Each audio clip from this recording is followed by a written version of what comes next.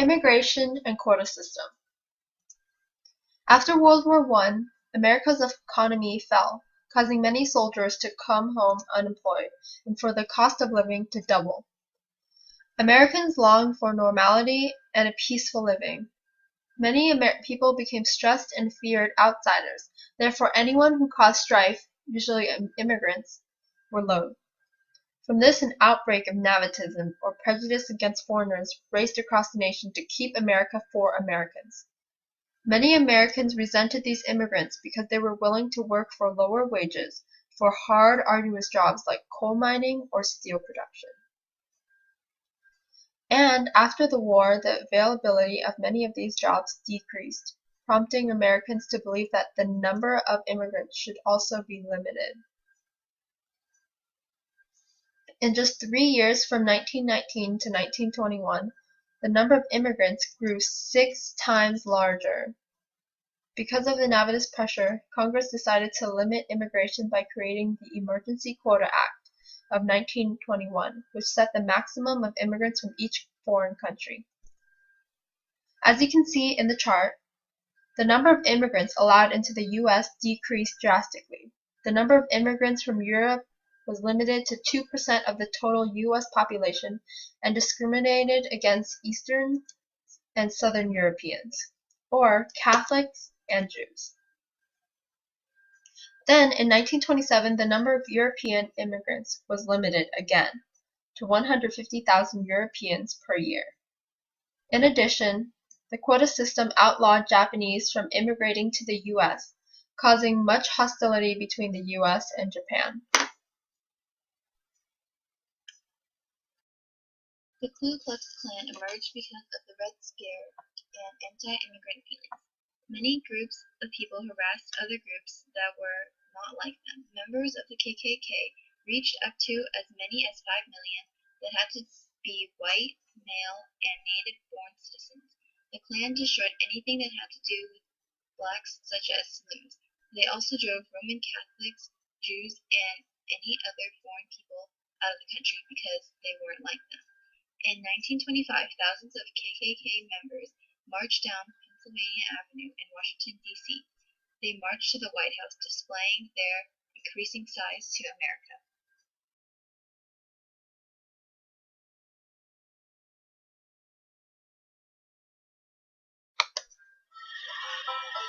At the turn of the 20th century, America's social landscape was changing rapidly.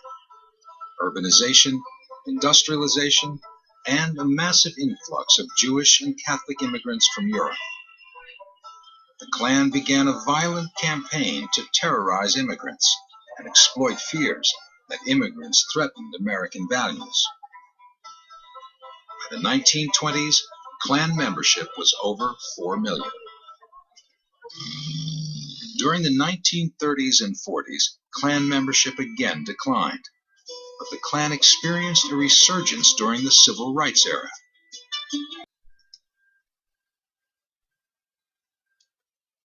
Urban sprawl and the automobile. When the automobile was created, its invention greatly impacted the United States in many ways. For one, many new roads were paved to provide drivers the ability to travel in all types of weather. The most well-known road was Route 66, which stretched almost across the entire United States, from Chicago, Illinois to California.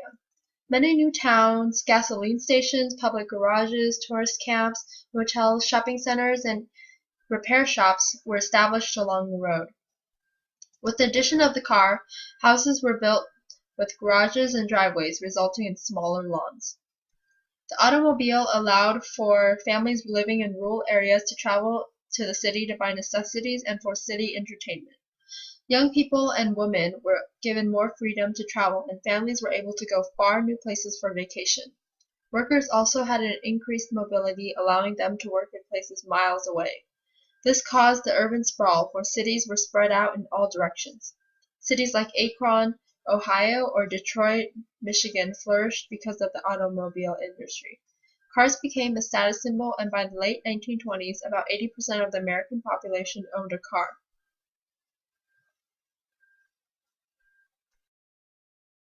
Starting in the 1920s, women rejected the traditional values of the 19th century and started to become rebellious in the 20s atmosphere known as the Roaring Twenties.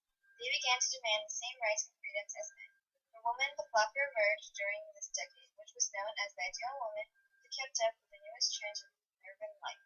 Women began to dress differently. For example, they began to wear bright-colored dresses above the knees, which replaced the long ankle length. They demanded to have equal status as men, so they would be able to smoke cigarettes and drink in public without any problems. Women started to replace men in positions for their jobs and take on jobs that were known to be only for men. This eventually started inequality in the business world for women. Families started to change, and women were finding it hard to hold their jobs and care for their families at the same time. Not only did the roles of women change in the 1920s, but also the lives of African Americans.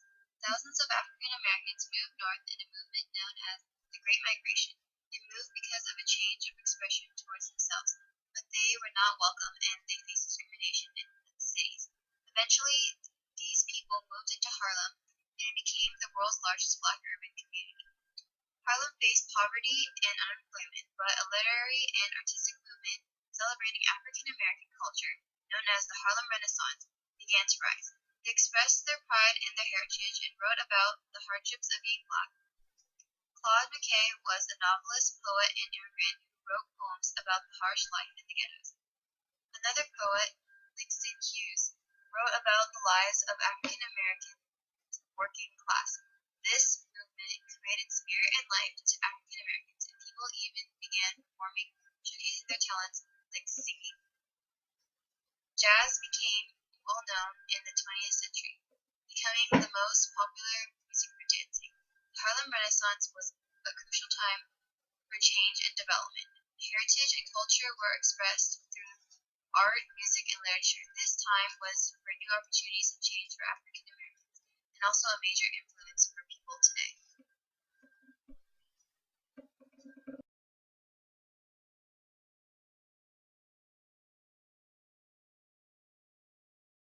Now, I know that from the imagery alone, especially the line about mad and hungry dogs that would figuratively and literally make up the mobs of the lynchings, but the giveaway here is the ultimate sentiment that we will fight back.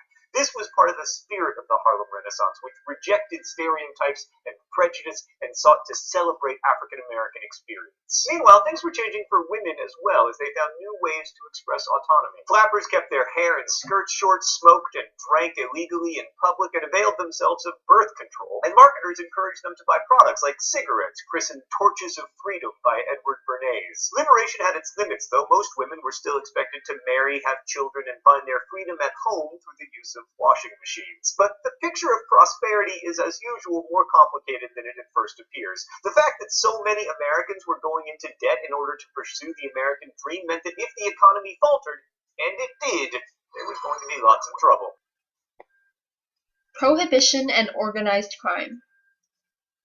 As the 1920s dawned, America was drastically changing as more and more people migrated to cities and left their farms and small towns each year. During this time, the conservative moral values of small towns and farms were evolving as the city life became more popular.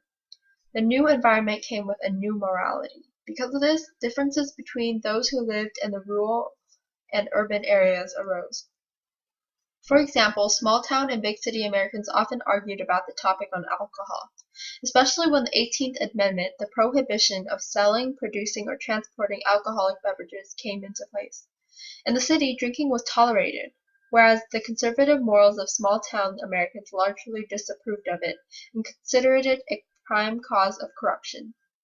These reformers believed that drinking led to child and wife abuse, crime, accidents on the job, and many more problems.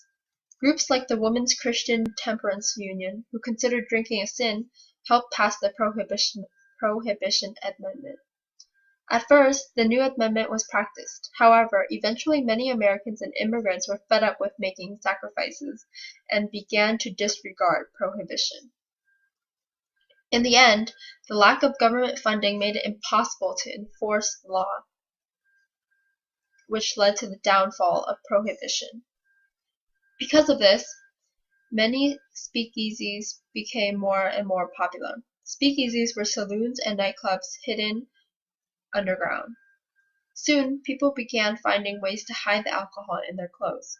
For example, this woman is concealing the alcohol by strapping the containers onto her legs. In addition, alcohol used for medicinal and sacramental uses were bought for consumption, and alcohol was bought from bootleggers, or people who smuggled alcohol from nearby countries. In the end, the practice of evading the law became like a sort of national sport. Prohibition also led to organized crime in every major city. Al Capone became known as the head of the criminal empire in Chicago. His illegal acts led him to profit over $60 million a year from bootlegging. However, to make this much money, he controlled the liquor business by killing off his competitors. This totaled to about 522 bloody gang killings. By the mid-1920s, only 19% of the population supported prohibition. Therefore, in 1933, the 21st Amendment was created to repeal the 18th Amendment.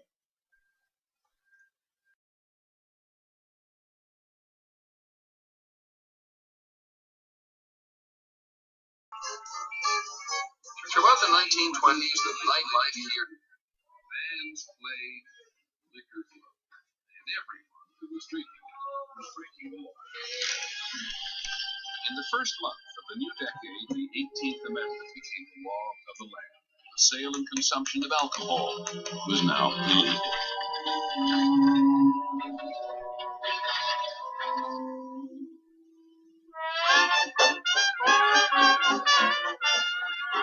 There was prohibition, but oddly enough, nobody paid any attention to it.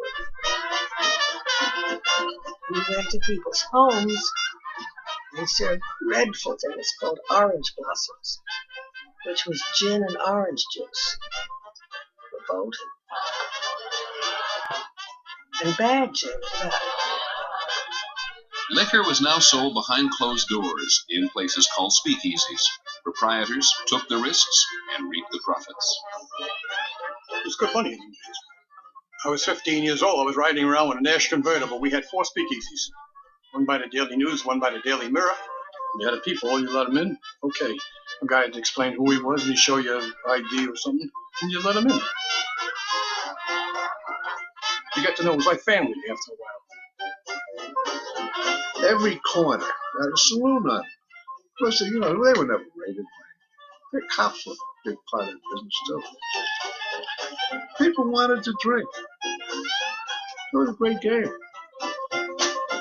It became a dangerous game for the high-stakes players. Battles between rival gangs for control of illegal liquor territories riddled American cities with mushrooming murder rates. Prohibition's aim was to sweep liquor off the city streets. Now they were flooded with gangsters and guns. I used to carry 2 persuaders myself. You had to have them. Or else.